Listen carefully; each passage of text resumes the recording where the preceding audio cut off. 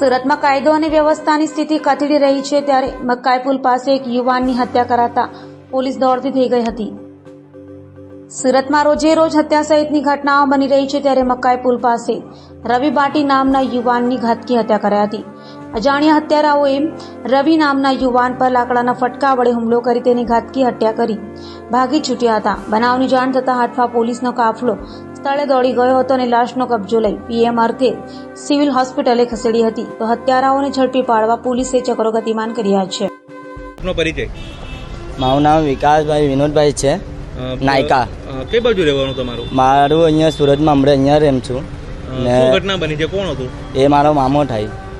કઈ જગ્યાએ શું ઘટના બની? તમને કઈ રીતે ખબર પડી? એ ભાઈ કોઈ કાલે રાતને 11 વાગે જેવું ઘટના થયું મને નદીએ હતા અને નદીએથી અમને ખબર પડી કે પછી આગળ 4 રસ્તા પર અમે આવ્યો ને આ બધું જોયું ઘટના આવું ઘટના થયું। તમને કઈ રીતે જાણ થઈ? તમને શું ખબર પડી? એટલે કોઈએ માર્યો એવું જાનમાં લઈને આવી રીતના બધું ખબર પડી અમને। કઈ રીતે માર્યું? કાં માર્યું હતું કઈ ખબર? હા, ગાલ પર મારેલું હતું ને માથા પર મારેલું છે।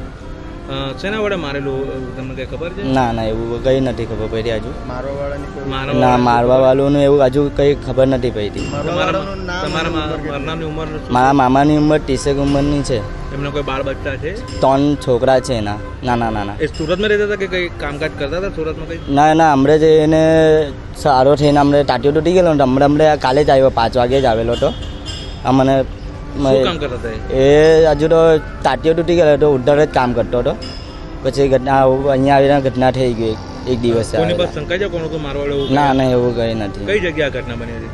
અહીંયા ચોકડી 4 રસ્તા પાસે કયા? બેકરીના સામે રોટીવાલા બેકરીના સામે થયેલી હતી ઘટના।